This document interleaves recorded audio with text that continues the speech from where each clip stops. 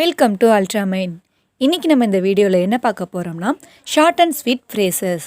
அந்த short phrases அப்படிங்கிறத எதை மீன் பண்ணி சொல்கிறேன்னா, இப்போ ஒருத்தவன் படிச்சிட்ருக்கான் அப்படின்னு சொன்னால் எவ்வளோ நேரமாக படிச்சிட்ருக்க அப்படின்னு ஃபுல்லாக கேட்காம எவ்வளோ நேரமா அப்படின்னு சொல்லிட்டு ஷார்ட்டாக கேட்குறோம் இல்லையா, அதே மாதிரி இங்கிலீஷ்லேயும் ஒரு ஃபுல் சென்டென்ஸாக அதை கேட்காம ஷார்ட்டாக எப்படி கேட்கலாம் அப்படிங்கிறது தான் ஷார்ட் ஃப்ரேஸ். அந்த மாதிரி சில ஷார்ட் ஃப்ரேசஸை இன்றைக்கி நம்ம பார்க்கலாம்.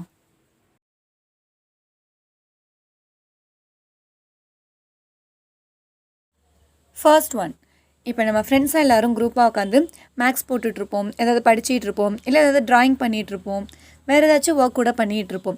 அப்போ வந்துட்டு ஒருத்தவங்களுக்கு அதை பண்ண வரல அப்படின்னா நம்ம போய்ட்டு நான் அதை பண்ணவா அப்படின்னு சொல்லிட்டு கேட்போம். இல்லைனா வீட்டில் கூட அம்மா ஏதாச்சும் ஒர்க் பண்ணிகிட்ருப்பாங்க, அம்மா கிட்ட போய்ட்டு அம்மா அதை நான் எடுத்து வைக்கவா, அதை நான் பண்ணவா அப்படின்னு சொல்லிட்டு கேட்போம். இந்த மாதிரி நான் பண்ணவா, நான் எடுத்து வைக்கவா, நான் செய்யவா அப்படின்னு கேட்குறதுக்கெலாம் மே அப்படின்னு கேட்கலாம். நெக்ஸ்ட் ஒன், இப்போ நம்மக்கிட்ட வந்து யாராச்சும் எனக்கு ரொம்ப தலைவலியாக இருக்குது அப்படின்னு சொன்னாங்கன்னா நம்ம உடனே எப்பயிலேருந்து அப்படின்னு சொல்லிட்டு கேட்போம். அப்படி இல்லைன்னா நமக்கு தெரிஞ்சவங்க வந்துட்டு ஏதாவது ஒர்க் பண்ணுற இடத்துல பார்ப்போம். அவங்க வந்துட்டு நான் என்ன நீங்கள் இங்கே இருக்கீங்க அப்படின்னு சொல்லிட்டு கேட்குறப்ப நான் இங்கே தான் ஒர்க் பண்ணிகிட்ருக்கேன் அப்படின்னு சொல்லுவாங்க.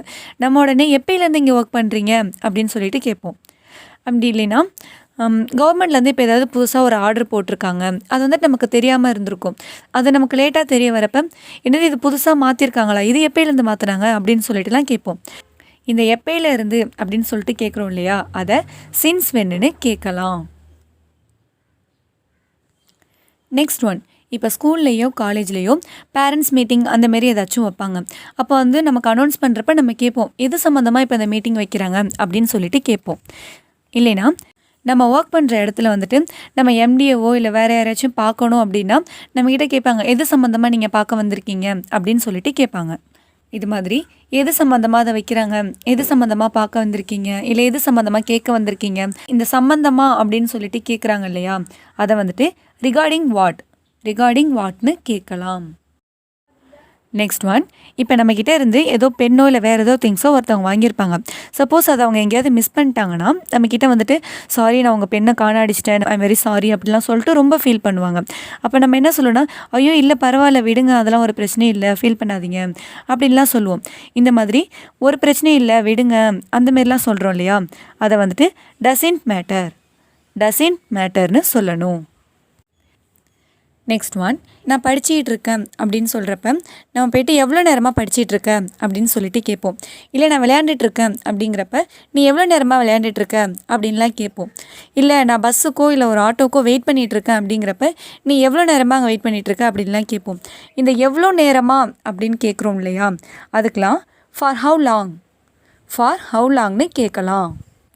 இல்லைனா ஒருத்தவங்க ஒரு எக்ஸாமுக்கு வந்துட்டு ரொம்ப நல்லா ப்ரிப்பேர் பண்ணிகிட்ருக்காங்கங்கிறப்ப அவங்கக்கிட்ட போய்ட்டு நீ எத்தனை நாளாக இந்த எக்ஸாமுக்கு ப்ரிப்பேர் பண்ணிகிட்ருக்க அப்படின்னு கேட்போம். அப்போ வந்துட்டு ஃபார் ஹவு மெனி டேஸ் அப்படின்னு கேட்கலாம். இதே வீக்ஸுக்கு கேட்குறோன்னா ஃபார் ஹவு மெனி வீக்ஸ்னு கேட்கலாம். நெக்ஸ்ட் ஒன், இப்போ ஸ்கூலில் வந்துட்டு பேரண்ட்ஸ் கேட்பாங்க அவங்க எப்படி படிக்கிறாங்க அப்படின்னு சொல்லிட்டு கேட்குறப்ப இல்லை அவங்க ரொம்ப ஸ்லோவாக படிக்கிறாங்க அப்படின்னு சொல்லுவாங்க. அப்படி இல்லைனா ஏன் இன்றைக்கி இவ்வளோ லேட்டாக வந்திருக்கீங்க அப்படின்னு பஸ்ஸில் வரவங்கள பார்த்து கேட்குறப்ப ஐயோ பஸ் இன்றைக்கி ரொம்ப ஸ்லோவாக வந்துச்சு அதனால தான் லேட் அப்படிம்பாங்க. அப்படி இல்லைனா இன்றைக்கி டே உனக்கு எப்படி போச்சு அப்படின்னு கேட்குறப்ப அது ரொம்ப ஸ்லோவாக போச்சு அப்படின்னு சொல்லிட்டுலாம் சொல்லுவாங்க. இந்த ரொம்ப ஸ்லோவாக போச்சு அப்படின்லாம் சொல்கிறாங்க இல்லையா, அதை வந்துட்டு டெட் ஸ்லோன்னு சொல்லலாம். லாஸ்ட் ஒன், இப்போ நம்ம வந்துட்டு ஒரு புக்கு வாங்க போகிறோம், அந்த புக்கோட இன்ட்ரோ பேஜ் படிக்கிறோம். அந்த பேஜ் படிக்கும் போதே அந்த புக்கு ஃபுல்லாக படிக்கணும் அப்படின்னு சொல்லிட்டு ஒரு ஆர்வம் வரும்.